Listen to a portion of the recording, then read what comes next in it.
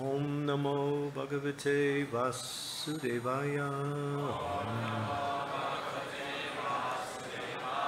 Om Namo Bhagavate Vasudevaya.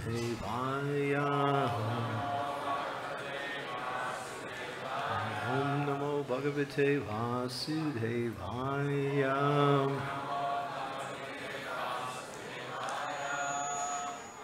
So we have two verses, 32 and 33 from chapter number 16, Lord Parasuram destroys the ruling class, and 33 is on the board.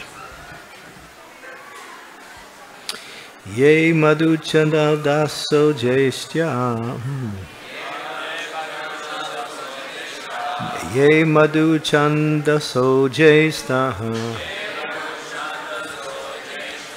Kusalam menire natat asapatan muni krudo Malacha bhavata durjanaha Ye madhu chandan daso jestaha Kusalam menire natat Asapatan muni krudo Malacha bhavata jurnaha Ye madhu chananda Ye chadhum chandaso jestam Kusalam menare natat Asapatan muni krudo Malacha bhavata jurnaha.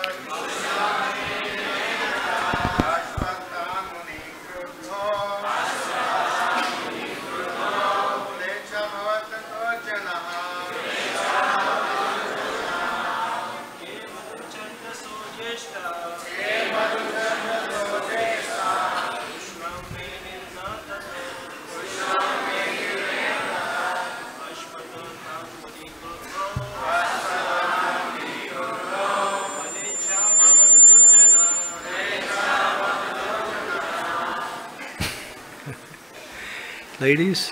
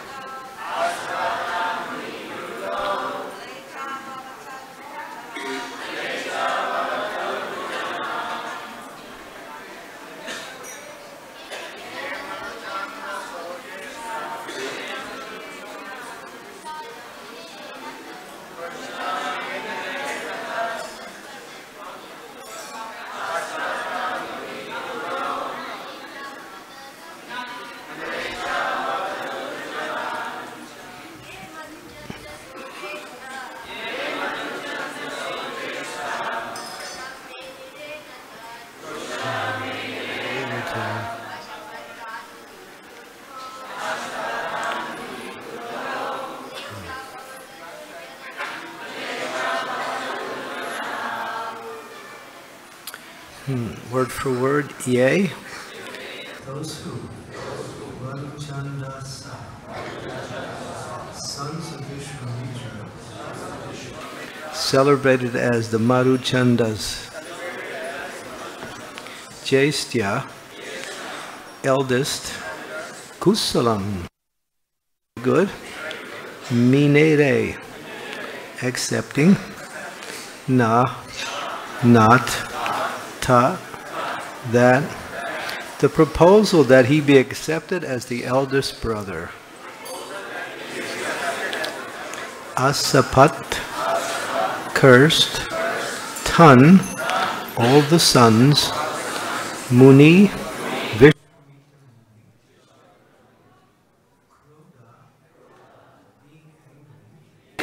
Malacha, disobedient to the Vedic principles, Bhavata, all of you become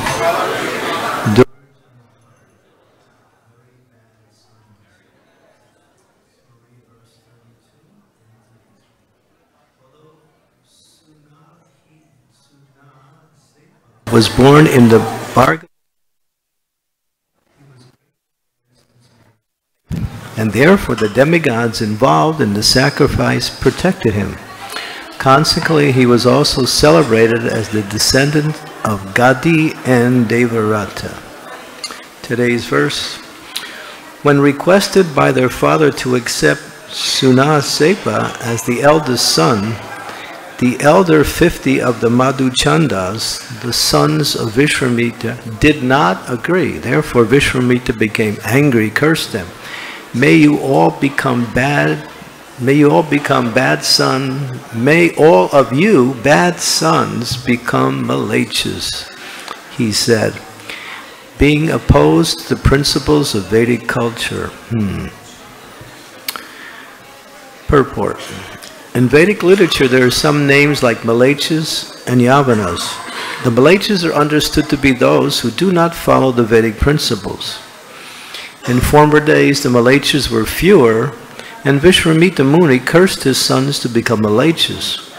But in the present age, Kali Yuga, there is no need of cursing, for people are automatically Malachas. Haribol. Hare Krishna. Fortunate for the Hare Krishna Mahamantra, otherwise there'd be no hope. This is the only beginning of Kali Yuga, but at the end of Kali Yuga, the entire population will consist of Malachas because no one will follow the Vedic principles. At that time, the incarnation of Kalki will appear. Malacha Nihvaha Nidanam Kalayasi Kara Balam. He will kill all the Malachas indiscriminately with his sword. Om Agyam Timirandasya Gena Jena Salakaya Chaksu Unmilitam Nyena Tasmai Shri Gurave Namaha Shri Chaitanya Manobhistam Saptitam Yena Bhutale Swayam Rupa Kadam Mayam Dadati Swampadantikam Jai Shri Krishna Chaitanya Prabhu Nityananda Sri Advaita Gadadhar Sivasari Gauda Bhaktavinda Hare Krishna Krishna Krishna Hare Hare Hare Ram Ram Ram Hare Hare. So, yeah, Srila Prabhupada, he came to save the Malaysians and everybody else. According to this verse, there's everybody's. The term is being used quite, let me say, broadly, and sometimes it means those who eat meat.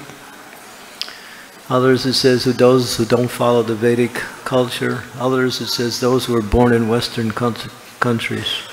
Sometimes there's different definitions, but here it says those who don't follow or opposed to Vedic culture. So this is Kali Yuga.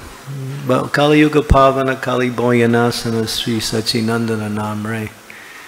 That there's a name, I can't remember what that name is, for Lord Chaitanya who comes to save the Malaysians. By the mercy of his personal presence through the chanting of the holy names of the Lord. Today is a very auspicious day in the sense that we celebrate one of the most important personalities in the history of Gaudiya Vaishnava culture in terms of what he contributed to Vaishnava practice, and that is today is the disappearance day of Sri Madhavendra Puri. So I'm going to try to speak a little bit about the qualities and some of the activities of Sri Madhavendra Puri, because I think it's appropriate to honor a person who, because of his presence, the whole process of bhakti became foremost. And not only that, he is the Param Guru of Sri Chaitanya Mahaprabhu. So it's mentioned that actually by the presence and the activities of Madhavendra Puri, Sri Chaitanya Mahaprabhu actually appeared. Of course, it's mentioned in a different way, is that Chaitanya Mahaprabhu, we know, Sri Krishna Chaitanya, Radha Krishna Nohiyanya. He is Radharani. He's in the mood of Radharani, but he is actually Krishna. He's Gaurangi and she is Gauranga. She is Gaurangi and he is Gauranga. He has her color, he has her nature, and he has her mood of bhakti. So that was established in the process of worship by Sri Madhavendra Puri. Before them, Lakshmipati Tirtha, who was the guru of Madhavendra Puri, was worshipping the Lord in the form of Krishna. But then Madhavendra Puri came and he actually introduced or put in place the worship Srimati Radharani alongside of Krishna. So he made a significant contribution to the whole process of bhakti by bringing about the awareness of Lord Chaitanya's presence in the form of worship by establishing worship of Radha and Krishna. Who is Madhavendra Puri? Comparatively speaking, he is quite exalted among the great personalities. He is actually a kalpaviksha tree in the spiritual world. This is mentioned in Gauradeshika Dipika. There are trees in the spiritual world that Prabhupada says, whatever you want, you can get. He said, you come to these trees in this world that has a particular fruit, that has a particular contribution, and that's the limitation. That is material. But in the spiritual world, the trees are chintamani, and kalpaviksha means that whatever you desire, that can be provided automatically and immediately. So he is a manifestation, he is actually, that's his internal bhav, and he's presented in this world as Sri Madhavendra. Chaitanya Mahaprabhu, in describing Sri Madhavendra Puri, said, there is no fourth person like him. Meant that there are only people who actually know the deep, intricate understandings of the love between Radha and Krishna. And that is Chaitanya Mahaprabhu, Srimati Radharani, and Madhavendra Puri. So we're talking about someone who was quite exalted. My qualifications for speaking on something like this is completely zero. But it mentions in the first canto of Srimad Bhagavatam, and we try to understand this as an inspiration for whatever time we present our talk, is that a bird can fly into the sky, and the sky is unlimited, but the bird has a particular level of wing power, and based on that wing power, it can fly that high. But the spiritual sky is unlimited, but the bird is not. And so whatever the bird can do, that is according to its wing power. That say one should make an attempt to try to describe something beyond one's ability. And that attempt is bhakti, or service. We make an attempt to somehow or other try to bring about the awareness of such great personalities and what they contributed in our lives and in the lives of others. So Madhavendra Puri, Chaitanya Mahaprabhu, was actually traveling along with Lord Nityananda and a few of his associates, and he came to the temple of Ramuna in Orissa. And when he came, he saw the beautiful deity of Kirkor Gopinath, and he offered his obeisances, full dandavats, Chaitanya Mahaprabhu offering full dandavats to Kirkor Gopinath.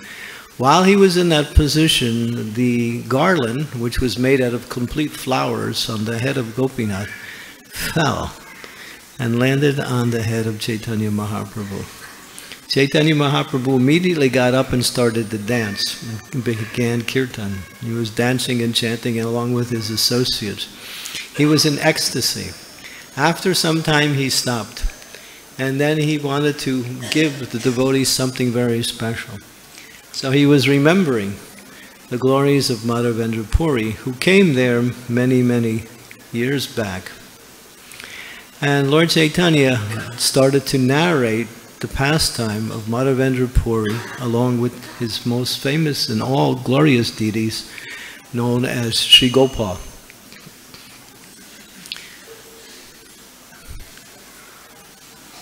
Lord Chaitanya heard this story from his spiritual master Sri Ishwara Puri.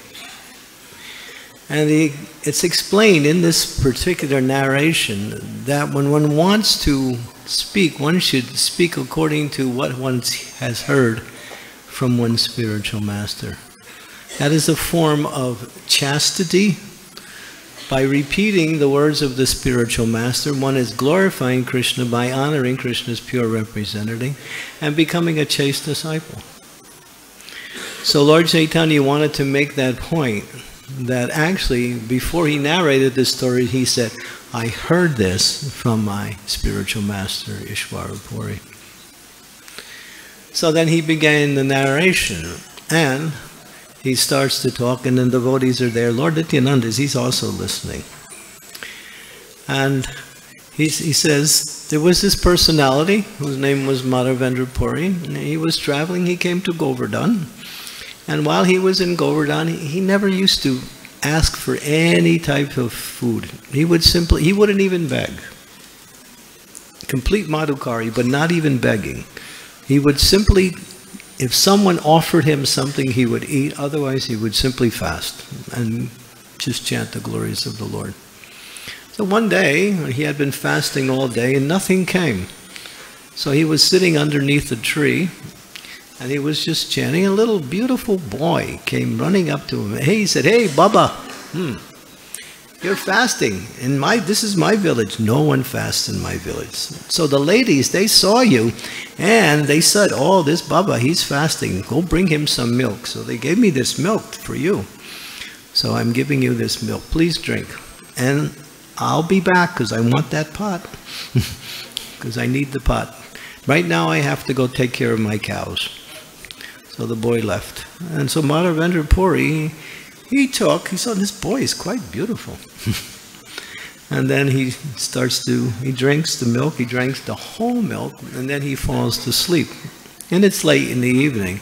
And when he falls asleep, the same boy who gave him the milk appears in his dream. And the boy is smiling. And so now he's seeing that that same boy is actually the Supreme Personality of Godhead. And then he wakes up and he's experiencing ecstasy in a dream, and then he wakes up and then he's thinking, oh no, Krishna came, I didn't even recognize him. Just see how foolish I am. But then he even felt even worse. I accepted service from the Supreme Personality of Godhead. This is intolerable. We should be serving the Lord. How can we accept service from the Lord? But Prabhupada talks about this in his own life, that Krishna wants to serve his devotee more than the devotee wants to serve Krishna. And Prabhupada said there's a competition. When the devotee wants to serve Krishna, the devotee tries as hard as he can, or she can, to do whatever is possible to offer Krishna something in the most nicest way. And then Krishna, because Krishna is great and everything he does is great, so what we offer is just insignificant. And Krishna, Prabhupada says, we give with 2 hands, he takes with 10. And he gives back with 10 and we can only hold with 2. So everything he's giving we're dropping, you know, so we can't hold it. And that's his mercy. Now that's Krishna. He loves to serve his devotees. In fact, he says, I'm popular. People glorify me. Lakshmi, she comes. Brahma and Shiva glorify me because I'm the servant of my devotees. That's my qualification. This is Krishna. That's his humility. He's glorifying those who serve him as being his own credit for what he is. This is Krishna. So now, after he wakes up in the dream, and he's waiting for that boy to return, but the boy never returns. And so now he goes back to sleep, and again he has another dream. And this dream is very significant, which is the foundation to this whole pastime. In the dream, the same boy comes and says, you know, I'm in the bushes out here. I've been here for the longest time. When the Muslims attacked, the priest who was taking care of me, he hid. And he took me in these bushes, and I've been here for a long time. And I'm cold, so come and find me. So, clear dream, everything is there. So he wakes up, and he's got this, you know, instruction to find Gopal. And so he goes and he tells some of the Govardhan Basis there, some of the men and some of the ladies, and they all get excited, so they take their swords and sheets and grass clearers and they go. And somehow he knows exactly where to go by the dream. And they're digging and cutting, and they come and they find this beautiful, beautiful deity of Krishna. And he's all covered with leaves and dirt, and he's wet, and he's been underground for a long time.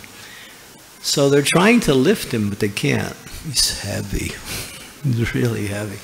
So they get some more men. Finally, some of the strong men come and they pick up the deity. Everyone's excited. Oh, Gopal's appear right here. We should offer worship. So now, Madhavendra Puri takes charge. He finds a hill. And the men gets these big stones, and they put the deity on the stone, and they put a stone in his back. And now he starts to orchestrate a wonderful worship for the deity. So then they start bringing water from Manasi Ganga and other holy places, and they're bathing the deity. And after they're bathing the deity, they're drying the deity, and people are bringing garments and so many wonderful cloths to decorate the deity so nicely. So this is going on. Finally, the deity is so nicely decorated. Everyone is excited. More and more people are finding out. They're also coming. Now it's time to offer something. So now people are bringing bhoga. It's mentioned they brought rice and atta and milk and butter and yogurt and so many products. And Madhavendra Puri is just orchestrating this wonderful offering to Gopal. And so it's like, it was described, it was like an Anakuta ceremony. Just like when Krishna lifted Govardhan Hill and they had a wonderful feast orchestrated by Krishna, but in the Brajabasis and all, they had brought all these things. This is the whole pastime of Govardhan Hill. In the same way, this pastime was happening again with Madhavendra Puri. And people were bringing everything. And so that day finished. The deity took rest. And the next day, same thing. And people were bringing more boga and various types of gifts. And this went on for 2 months. Every day there was an Anakut ceremony for 2 months. And the place, everything was just so wonderful. This deity was so beautiful. He's now established in Rajasthan. Yes, yeah. You can go. Prabhupada said you can go and see him. Huh? Srinathji. Yeah, it's Srinathji. Yeah, it's actually Srinathji. And so, after 2 months, this is going on, and finally, the worship continues, and then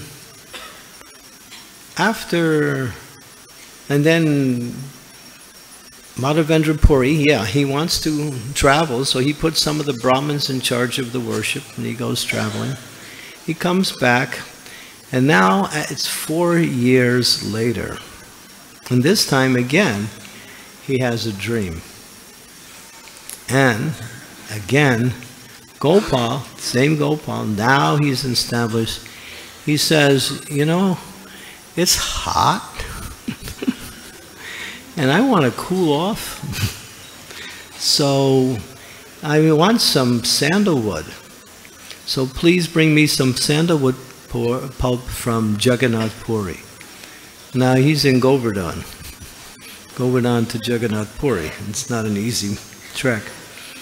But Madhavendra Puri doesn't think in terms of, oh, this is a long way, I got to find... He's thinking, I have an opportunity to serve the Lord. He's requesting. And in the narration, it mentions here that the devotee is always eager to serve, no matter how difficult it may be.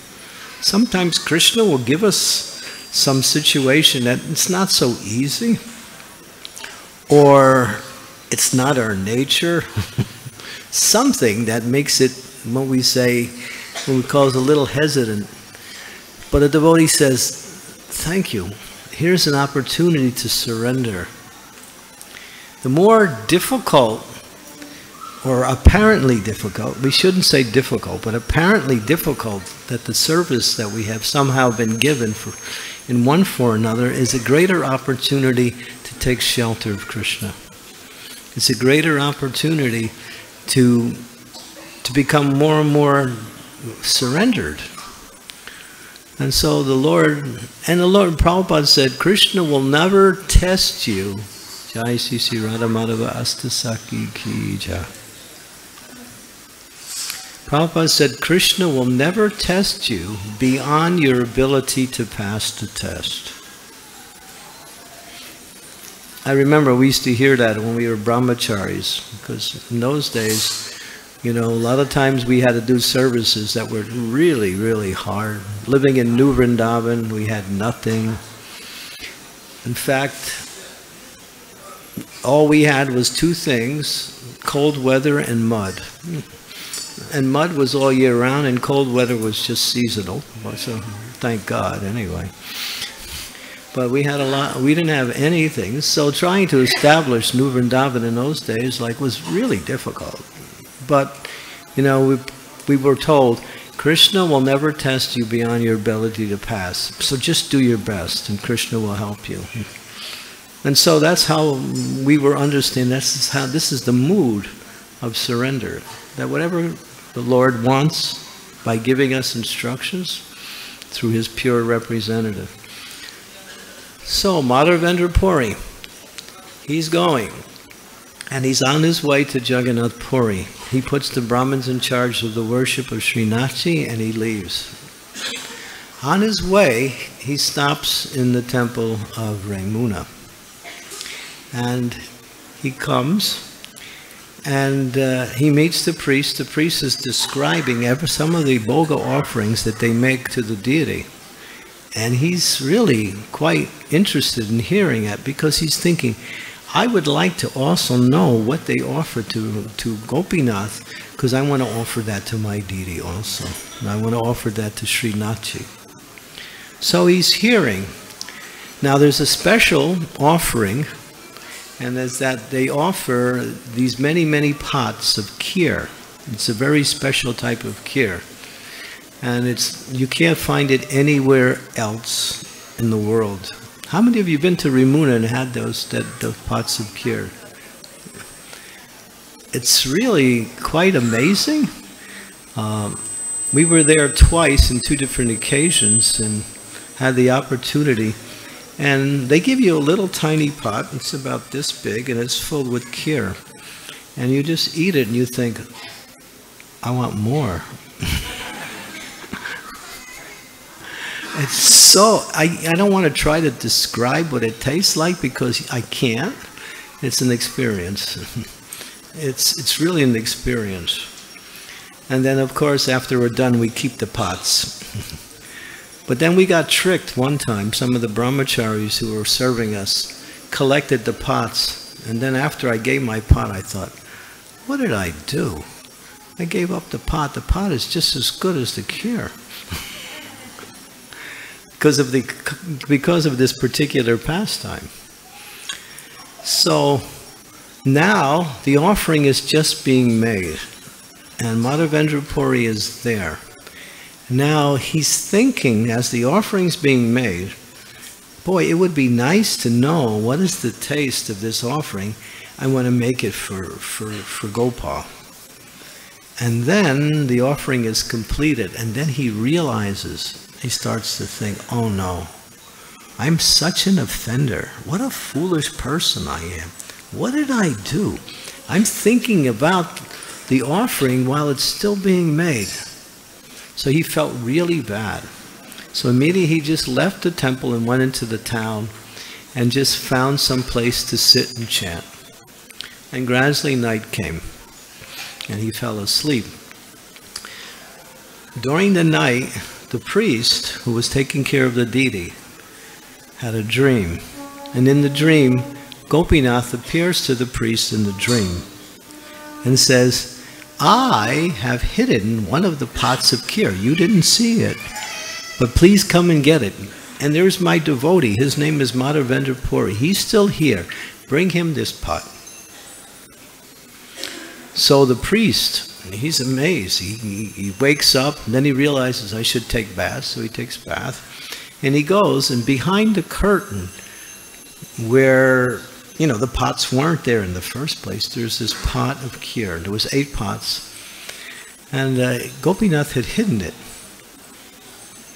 And so he took the kheer. Now he's walking through the town. Look, he's calling out, oh, Gopinath has stolen this kheer for you. Madhavendra Puri, please come, please come. And he's calling. And finally Madhavendra Puri hears his name's coming. He sees this person walking, so he comes up. And then they see each other. When they see each other, their natural love for each other starts to awaken, and they just start to embrace. And each one is thinking how fortunate the other person is. Because it's mentioned in this pastime that this priest was as good as Madhavendra Puri in his bhakti, because Gopinath appeared to him in a dream and spoke to him and told him to do this service. So this priest was actually a great personality. So now he gets the kheer, and he's glorifying Gopinath, and then he sits down and immediately starts to taste it. He eats the whole pot, and then he keeps the pot, and every day he takes a piece of the pot, he breaks the pot, and he's eating the pot. So, because it's just as good as the kheer. Because it's prasad, it's been offered on the altar, non-different. And so, but now he's thinking, after some time he's thinking, oh no, I'm going to get a reputation. People are going to understand what happened, and everyone's going to come and try to worship me and start to talk and say nice things about me. So one day he just disappeared. He didn't want worship. That's the nature of a great soul. Although they are worshipable, And sometimes they may receive worship just to accept the good wishes and the good offerings of others. On the personal level, they're only interested in giving worship rather than accepting worship. So this was the nature of Madhavendra Puri. And so he disappeared.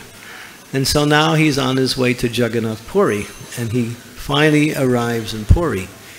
And then he starts to find some of the devotees who are in the Jagannath temple, some of the pandas, and he explains his mission. I need sandalwood paste for my deity. But they said it's under government control, and no one can get it unless the government releases control. So Madhavendra Puri, along with some of the officials in the Jagannath temple, they went to the officials and got the release. And he got 82 pounds, it's mentioned pounds, of sandalwood and 9 ounces of camphor. And now he's happy. But now he has to go from Jagannath Puri all the way back to Govardhan. And that's a long way. And there's a lot of toll collectors where they have to pay some tax to go through. There's also Muslims who might attack. But Madhavendra Puri knows that this is what the deity wants, so he's fearless. And he has some of his associates coming from Jagannath Puri. They also came with him to help him carry. On his way back, he stops again in the Ramuna temple. He comes, sees the deity. Again, he falls asleep. Now, again, the Lord appears to him in a dream. This is the 3rd time. And in the dream, the Lord said, my dear Madhavendra Puri, you are my great devotee. You are taking such difficulties and hardships just to serve me. But you know, Gopinath and me, we're non-different. So you please stay here and you rub that paste on Gopinath every day and I will be cool. So the deity was actually giving him a chance to serve Gopinath at the same time relieving him of this hardship of travel. So he stayed there and he just offered that to Gopinath.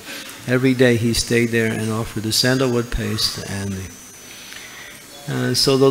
this is another example of how the Lord likes to serve his devotee. Although the devotee doesn't ask for service, still the Lord is serving his devotee. So Chaitanya Mahaprabhu, he's narrating this pastime. And his narration is it's not just talking. He's fully animated. Who is this Madhavendra Puri? He is such a great soul. The Lord appeared to him in dreams 3 different times to give him instructions how to serve. And then he starts glorifying that. And Nityananda's there, and he's hearing that. And when they're hearing the narration, and then when Lord Chaitanya finished the narration, they had kirtan, and they all started a dance glorifying Madhavendra Puri. I mean, to be glorified by Chaitanya Mahaprabhu in an ecstatic way, what is the qualification of Madhavendra Puri? What is the quality? So this is a beautiful pastime, but there are many others. Madhavendra Puri did something later in his life, in his elderly age. He had many disciples. Of course, his most prominent disciple was the spiritual master of Lord Chaitanya, Sri Ishvara Puri. But he had another disciple named Ramachandra Puri.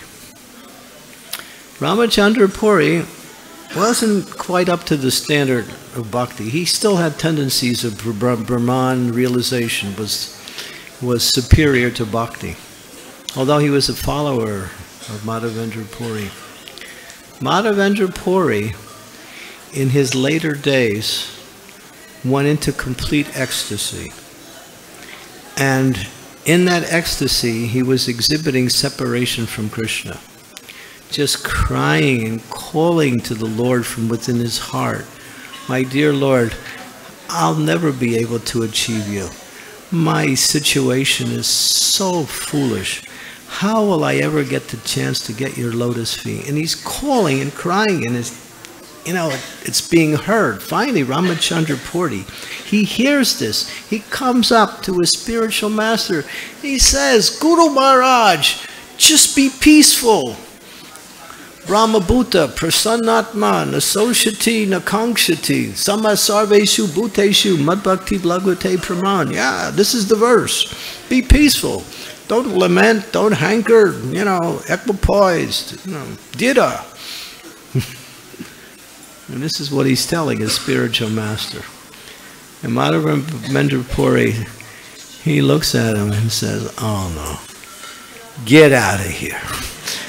Immediately leave my presence. If I just happen to see your shadow, what to speak of your face, when I'm leaving this body, then my destination is very difficult to understand.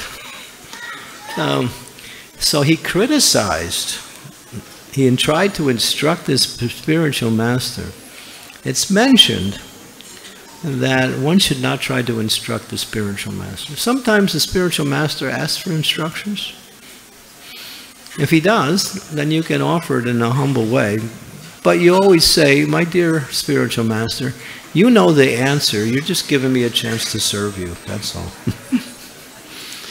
Sometimes we may find ourselves doing that. The spiritual master is making a mistake or doing something wrong. Like sometimes Srila Prabhupada would quote a verse, and he'd quote the verse differently than the actual verse. He'd use a different word in the place of the verse and the word. And sometimes devotees would think, and I think on a couple occasions there was some, but Prabhupada accepted the correction in a humble way, but later on that devotee was chastised by others. How can you do that to Prabhupada? You can't correct him. If he makes a mistake, Prabhupada used to say, my spiritual master is wrong, but he's right. I mean, that's a hard one to figure out, because sometimes we see things on the material level and based on right and wrong. But the spiritual master is empowered by the Lord to purify his disciples, and sometimes he actually does things that the disciple cannot understand. And just to somehow or other, just like there's one story, like I heard this story, this is an interesting story, where one devotee of Srila Prabhupada was in Vrindavan, and Prabhupada was in his quarters in Vrindavan, and Prabhupada would leave his quarters, go to the temple, and then return. And when he would leave, he would put his shoes, when he would put his shoes on, he'd go to the temple, leave it there, and then take his shoes back and put it in front of the door, and then he would go in. And they were these nice white, kind of like slipper type shoes. So one devotee, he was watching Prabhupada, and he was thinking, I want to get those shoes. So he goes to town, he finds the exact same kind, buys it. And he's thinking, when Prabhupada, I can see him, he comes back and forth. So when he goes in, I'm going to switch the shoes, and I'll have Prabhupada's shoes. So he's all ready.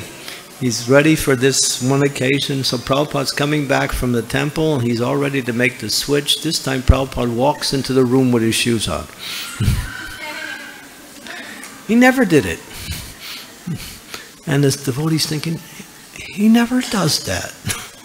He just did it this time, the time I was going to switch it.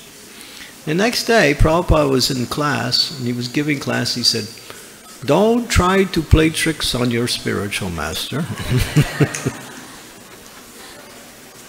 And then later on, he came to the devotee and he said, you want my shoes? And he gave it to him. So this is a nice little innuendo to understand, sometimes we try to. One time, one devotee wanted to see what Prabhupada was doing in his room. So he looked through the keyhole, and he saw an eye looking back at him from the other. So yeah, even So that's true. If you try to figure out your spiritual master, or you try to second guess, Krishna will always make you wrong, just to show that that's not your position. And so Ramachandra Puri, he had committed this great offense. Now it explained that when one commits an offense, especially Guru Aparad, this was a major Aparad, one's material desires start to return. Sometimes that happens, we see devotees leave Krishna consciousness because of offenses. And when offenses occur, we lose the taste. And when we lose the taste, then we again look towards material life to fulfill that taste. And so therefore one should be very careful, especially in relationship to devotees, not to commit offenses. But this Ramachandra Puri, he had a certain tendency. He would criticize everyone. He would buy prasadam for all the devotees of Lord Chaitanya. He would sit them down, and then he would feed them, and he would always say, eat more, eat more, eat more, eat more. And then just to please him, they would eat more. Then he would say, just see, Lord Chaitanya's devotees, they eat too much. And then he would criticize the devotee for eating too much. This was his nature. And then, then Lord Chaitanya also, when he found out about that, he cut his eating in half.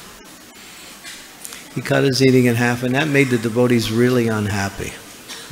Really unhappy. And one day, Ramachandra Puri came, because when Ramachandra Puri would come to see Lord Chaitanya would see him as the god brother of his spiritual master. And so you worship the god brother of your spiritual master on the same level you worship your spiritual master. That is etiquette. So Lord Chaitanya would pay respects to Ramachandra Puri. And Ramachandra Puri would immediately find some fault. He would say, oh, you're a sannyasi, but you eat too much. And then he would say, look, there's ants in your room. You're hiding sweets all during the day, and when nobody's awake, you're eating sweets at night. And he would tell everyone, and the devotees would never believe him. So Lord Chaitanya, he didn't say anything to Ramachandra Puri. He just cut his eating in half. And then he would continue to criticize. And Prabhupada writes in his purport, there's ants everywhere. And now he's thinking, because I see ants in the room, he must be eating sweets. So then he went on to criticize the Supreme Personality of Godhead. And then finally, after some time, the devotees were praying, because Lord Chaitanya wouldn't do anything against Ramachandra Puri, because he respected him, and he accepted his criticism. But the devotees were not happy. And finally, after some time, Ramachandra Puri left. And when Ramachandra Puri left, all the devotees became happy.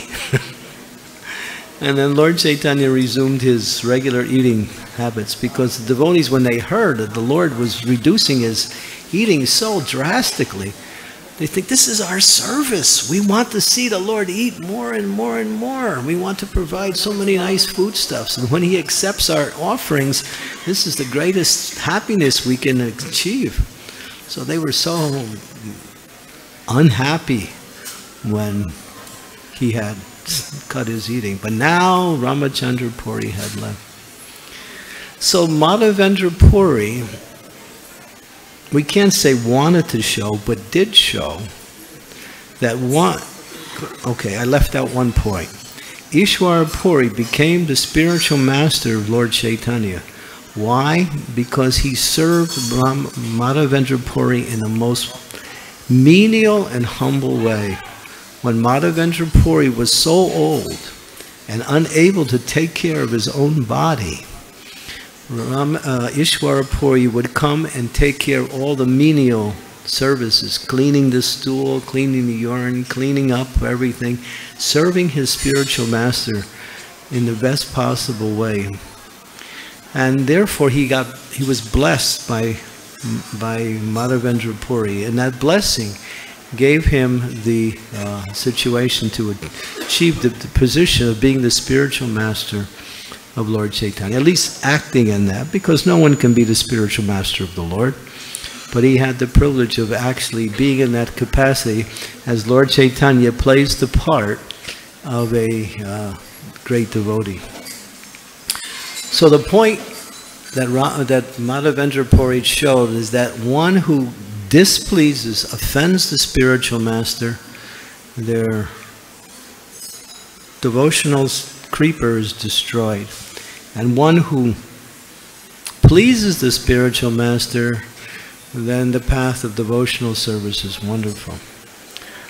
So that is the mindset of a devotee, how to please the Lord, how to please the spiritual master. The spiritual master is pleased simply by the sincere effort of a devotee. One of the things that pleases the spiritual master is to see the devotees that have taken initiation to follow, chanting 16 rounds, following those 4 principles. I think, at least this is my understanding, it causes the greatest unhappiness in the spiritual master when he sees his disciples no longer up to the standard. For some reason, they go below 16 rounds, although they made the vow, although they made the promise in front of the fire, no longer following. But if one simply follows these principles, 4 regulative principles, and chants 60 rounds, spiritual master is pleased. He's pleased. And whatever service we can do beyond that is wonderful. Okay, so I want to leave maybe a few moments for questions. So do we have any questions or comments on Madhavendra Puri or any points? Yes, Janmashtami Prabhu.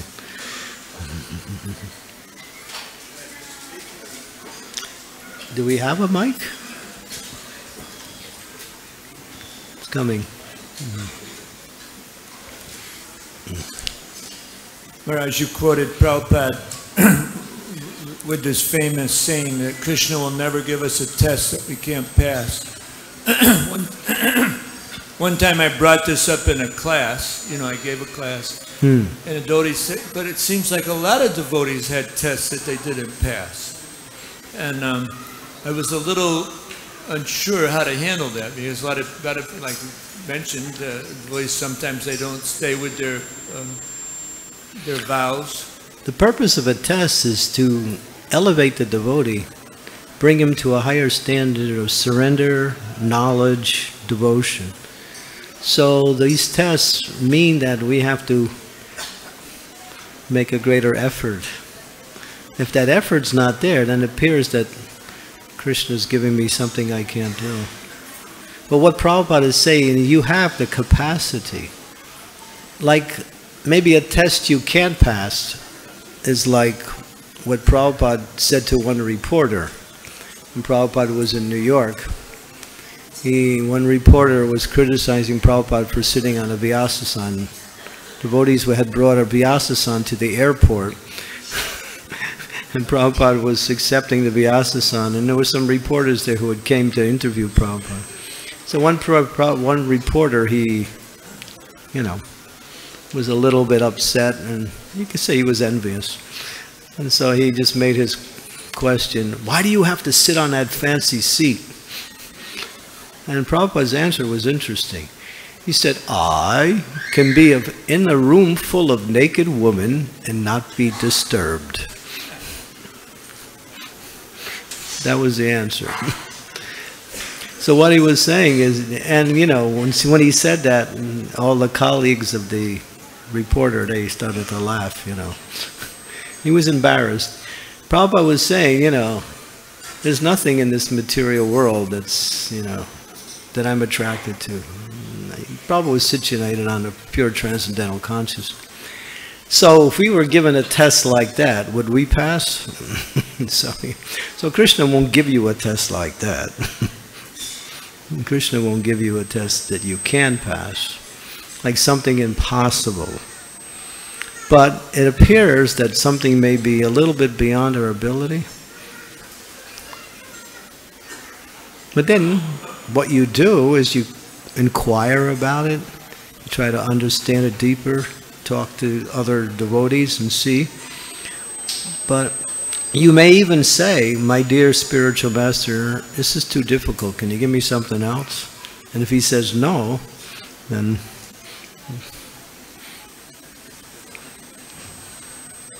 yeah.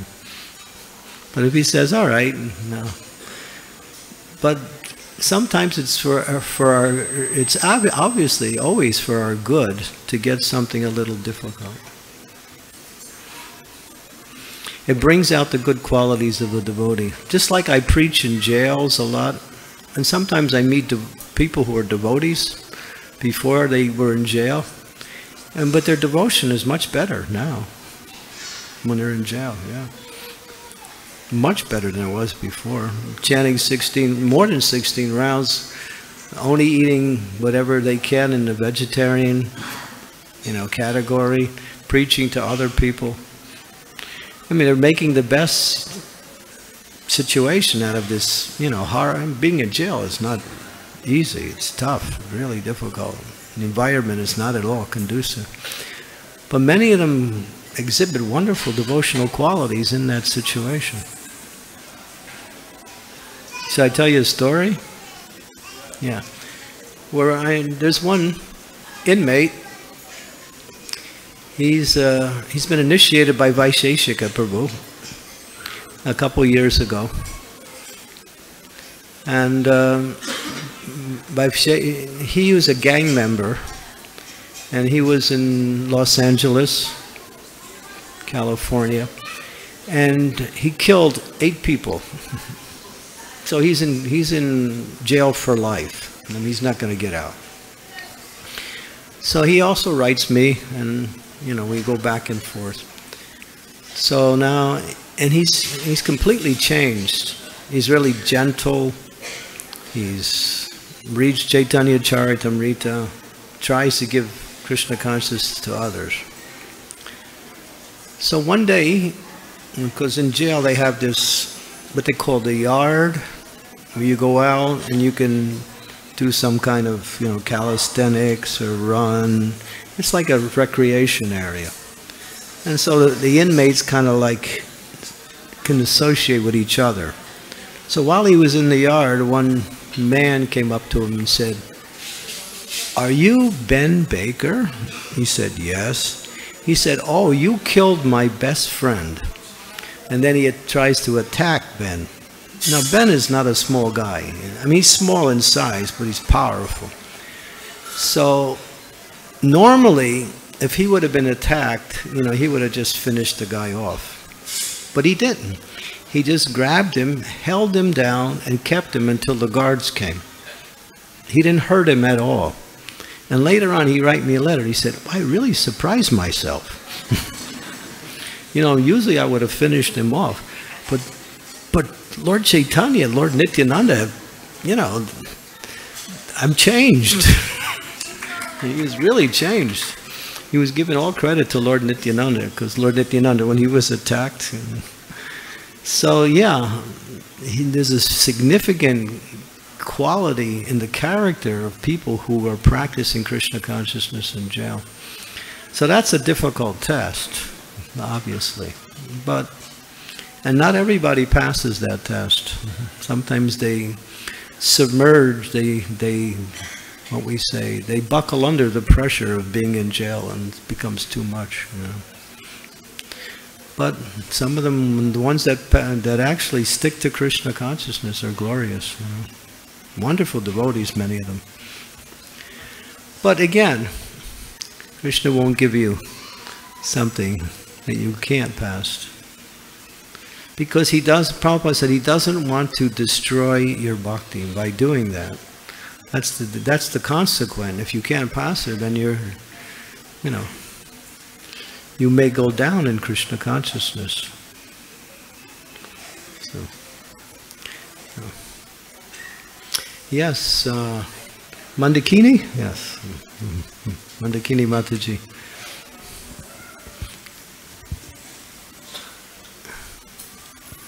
Your French is very strong, so please speak slowly. I'll try. Okay. So first, thank you very much for that, Maharaj, for that very enlivening glorification of Madhavendra Puri. I was wondering what happened to Ramachandra Puri, because in a way he did some service, serving as an example for future generations. It's said that he left and went traveling and went to holy places. So he had that inclination yet. But that's as much as I've read. I'm sure you could, with a little research, maybe somebody knows what happened to Ramachandra Puri afterwards. But I'm not aware beyond that. Yeah. Thank you. Prabhu, you have a question? Yes.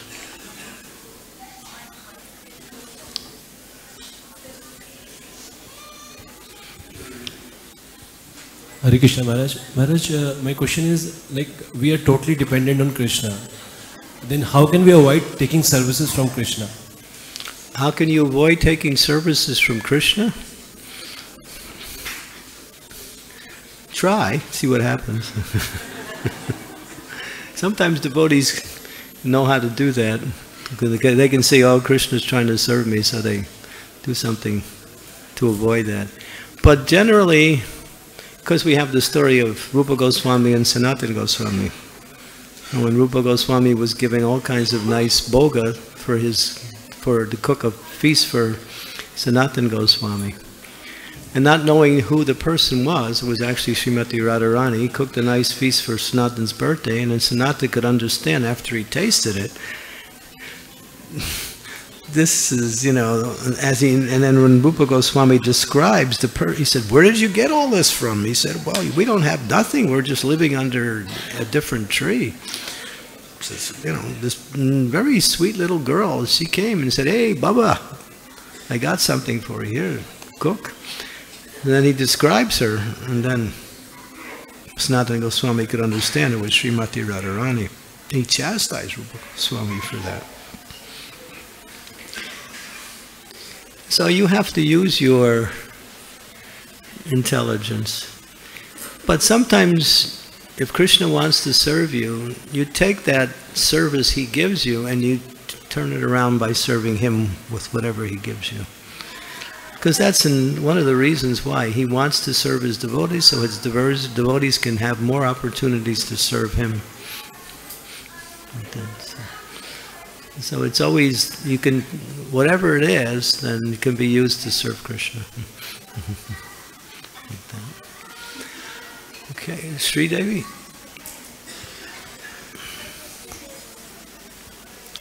My question is this something that happens as we grow in bhakti?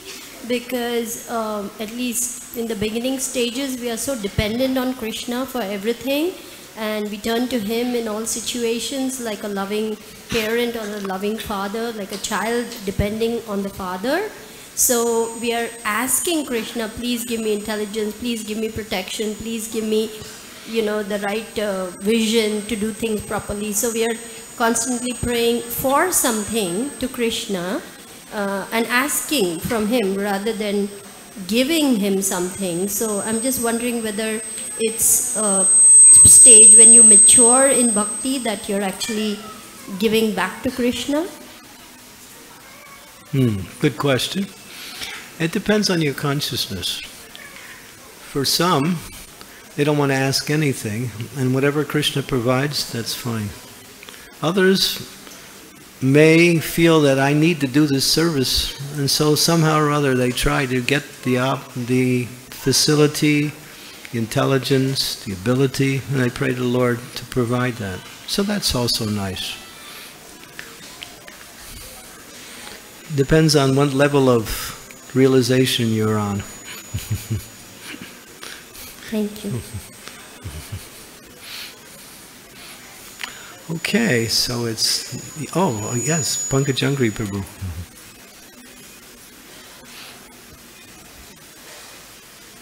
Please correct. as regards to Ramchandra Puri, in Krishna Leela, he is Jatila. Jatila. He had sort of spice of the story. But the thing is that Mahaprabhu never, the devotees didn't like it, but the Mahaprabhu never objected. Yeah. He never tried to counteract, or he always held him in great respect. And sometimes he said, yes, he's right. What he's saying, sannyasi shouldn't eat so much. But Yeah. that was his pastime. Yeah, he never objected, and even said he's right. And so Pankajangri Prabhu was mentioning that he is Jatila in Krishna Leela. So, and there's the connection. Yeah. And I'm sure Mahaprabhu could understand that also. Okay, thank you very much for that interesting point. Thank you very much. Srila Prabhupada ki jai. Srimad Bhagavatam ki jai. Srimad Bhagavatam ki jai.